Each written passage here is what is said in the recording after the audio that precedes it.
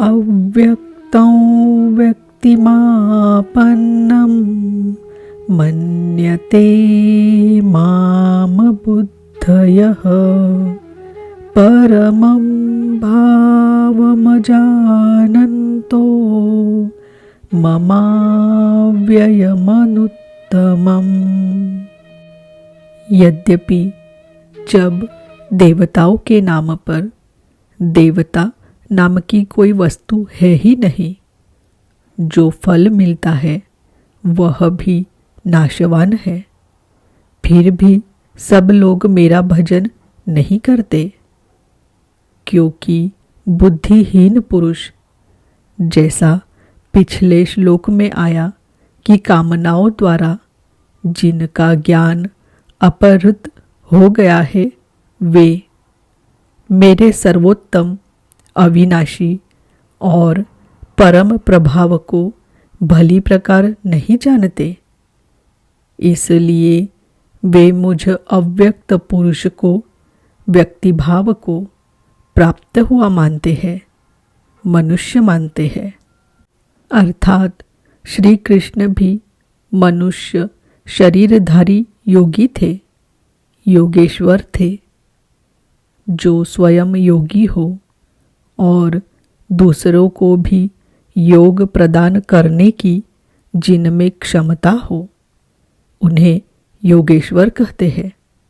साधना के सही दौर में पड़कर क्रमशः उत्थान होते होते महापुरुष भी उसी परम भाव में स्थित हो जाते हैं। शरीरधारी होते हुए भी वे उसी अव्यक्त स्वरूप में स्थित हो जाते हैं। फिर भी कामनाओं से विवश मंद बुद्धि के लोग उन्हें साधारण व्यक्ति ही मानते हैं। वे सोचते हैं कि हमारी ही तरह तो यह भी पैदा हुए हैं, भगवान कैसे हो सकते हैं? उन बेचारों का दोष भी क्या है? दृष्टिपात करते हैं तो शरीर ही दिखाई पड़ता है। वे महापुरुष के वास्तविक स्वरूप को देख क्यों नहीं पाते? इस पर योगेश्वर श्री कृष्ण से ही सुने। नाहं प्रकाशः सर्वस्य योगमाया समावृतः मूढो यन्नाभिजानाति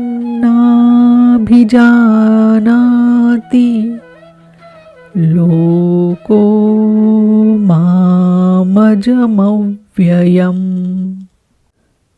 सामान्य मनुष्य के लिए माया एक पर्दा है, जिसके द्वारा परमात्मा सर्वथा छिपा है।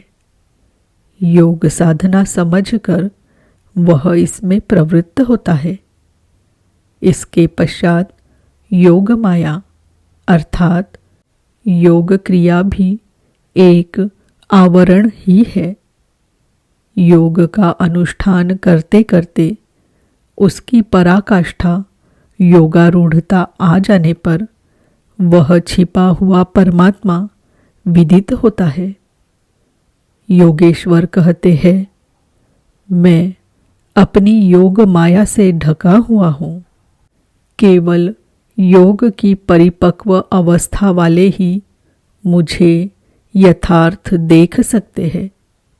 मैं सबके लिए प्रत्यक्ष नहीं हूँ, इसलिए यह अज्ञानी मनुष्य मुझ जन्म रहित अर्थात जिसे अब जन्म नहीं लेना है, अविनाशी अर्थात जिसका नाश नहीं होना है, अव्यक्त स्वरूप अर्थात जिसे पुनः व्यक्त नहीं होना है, को नहीं जानता। अर्जुन भी श्री कृष्ण को अपनी ही तरह मनुष्य मानता था। आगे उन्होंने दृष्टि दी तो अर्जुन गिड़गिड़ाने लगा, प्रार्थना करने लगा। वस्तुतः अव्यक्त स्थित महापुरुष को पहचानने में हम लोग प्रायः अंधे ही हैं। आगे कहते हैं, वेदाहं समतीतानि वर्तमानानि चार्जुन भविष्याणि च भूतानि मां तु वेद न कश्चन। अर्जुन, मैं अतीत, वर्तमान और भविष्य में होने वाले संपूर्ण प्राणियों को जानता हूँ, परंतु मुझे कोई नहीं जानता। क्यों नहीं जान पाता? इच्छा द्वेष समुत्थेन द्वंद्व मोहेन भारत सर्वभूतानि सम्मोहं सर्गे यान्ति परन्तप। भरतवंशी अर्जुन, इच्छा और द्वेष अर्थात राग द्वेषादि द्वंद्व के मोह से संसार के संपूर्ण प्राणी अत्यंत मोह को प्राप्त हो रहे हैं, इसलिए मुझे नहीं जान पाते। तो क्या कोई जानेगा ही नहीं? योगेश्वर श्री कृष्ण कहते हैं, ये शान्त्वन्तगतं पापै जनानां पुण्यकर्मणां ते द्वन्द्वमोहनिर्मुक्ता भजन्ते मां दृढव्रताः। परंतु पुण्यकर्म अर्थात जो संस्कृति का अंत करने वाला है, जिसका नाम कार्यम कर्म, नियत कर्म, यज्ञ की प्रक्रिया कहकर बारंबार समझाया है, उस कर्म को करने वाले जिन भक्तों का पाप नष्ट हो गया है, वे राग द्वेषादि द्वंद्व के मोह से भली प्रकार मुक्त होकर व्रत में दृढ़ रहकर मुझे भजते हैं।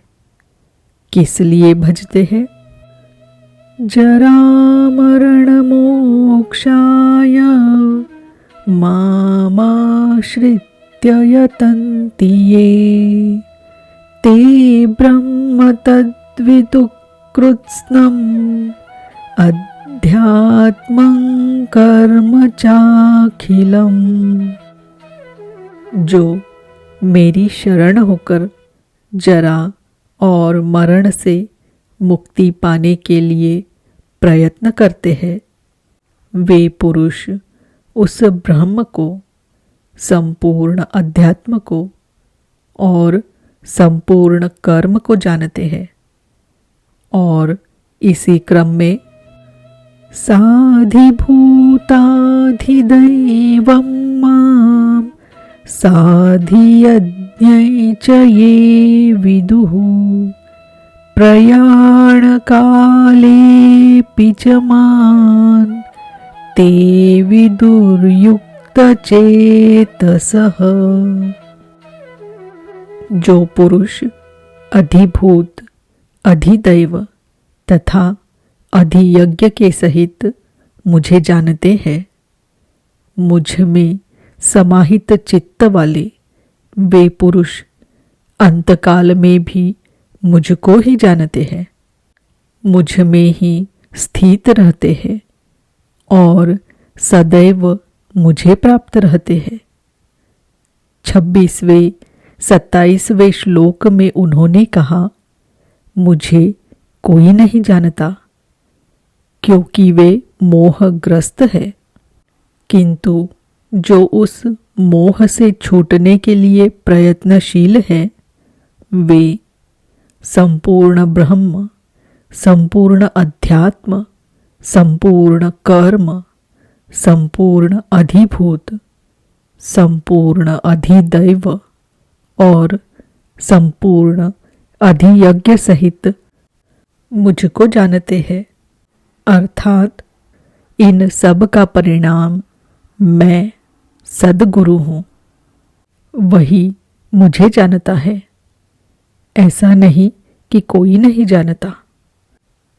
निष्कर्ष, इस 7वें अध्याय में योगेश्वर श्री कृष्ण ने बताया कि अनन्य भाव से मुझ में समर्पित होकर, मेरे आश्रित होकर जो योग में लगता है वह समग्र रूप से मुझे जानता है। मुझे जानने के लिए हजारों में कोई विरला ही प्रयत्न करता है और प्रयत्न करने वालों में विरला ही कोई जानता है। वह मुझे पिंड रूप में एक देशीय नहीं वरन सर्वत्र व्याप्त देखता है।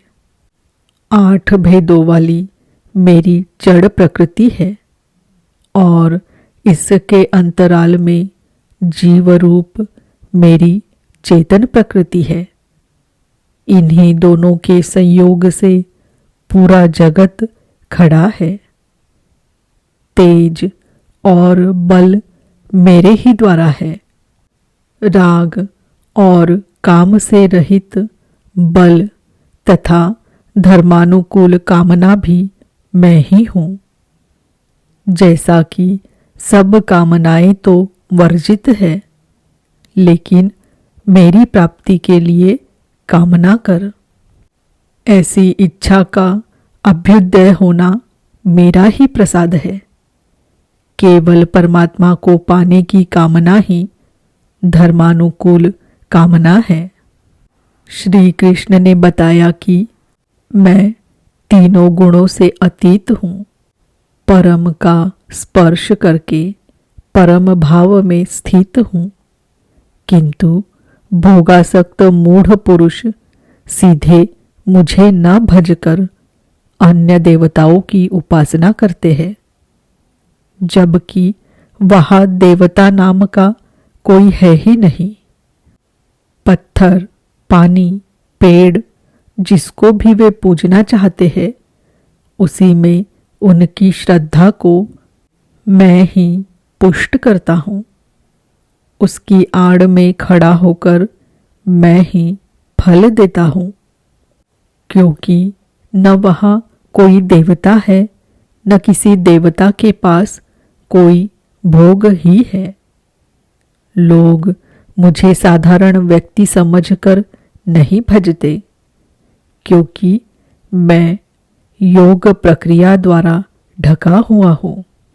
अनुष्ठान करते करते योग माया का आवरण पार कर लेने वाले ही मुझे शरीरधारी को भी अव्यक्त रूप में जानते हैं, अन्य स्थितियों में नहीं। मेरे भक्त 4 प्रकार के हैं: अर्थार्थी, आर्त, जिज्ञासु और ज्ञानी। चिंतन करते करते अनेक जन्मों के अंतिम जन्म में प्राप्ति वाला ज्ञानी मेरा ही स्वरूप है। अर्थात अनेक जन्मों से चिंतन करके उस भगवत स्वरूप को प्राप्त किया जाता है। राग द्वेष के मोह से आक्रांत मनुष्य मुझे कदापि नहीं जान सकते, किंतु राग द्वेष के मोह से रहित होकर जो नियत कर्म, जिसे संक्षेप में आराधना कह सकते हैं, का चिंतन करते हुए जरा मरण से छूटने के लिए प्रयत्नशील है, वे पुरुष संपूर्ण रूप से मुझे जान लेते हैं। वे संपूर्ण ब्रह्म को, संपूर्ण अध्यात्म को, संपूर्ण अधिभूत को, संपूर्ण अधिदैव को, संपूर्ण कर्म को और संपूर्ण यज्ञ के सहित मुझे जानते हैं। वे मुझ में प्रवेश करते हैं और अंतकाल में भी मुझको ही जानते हैं, अर्थात फिर कभी वे विस्मृत नहीं होते। इस अध्याय में परमात्मा की समग्र जानकारी का विवेचन है। अतः ओम तत्सदिति श्रीमद् भगवद गीतासूपनिषत्सु ब्रह्म विद्यायां योग शास्त्रे श्री कृष्णार्जुन संवादे समग्र बोधः नाम सप्तमोऽध्यायः। इस प्रकार श्रीमद् भगवत गीता रूपी उपनिषद एवं ब्रह्म विद्या तथा योग शास्त्र विषयक श्री कृष्ण और अर्जुन के संवाद में समग्र जानकारी नामक 7वां अध्याय पूर्ण होता है। हरि ओम तत्सत।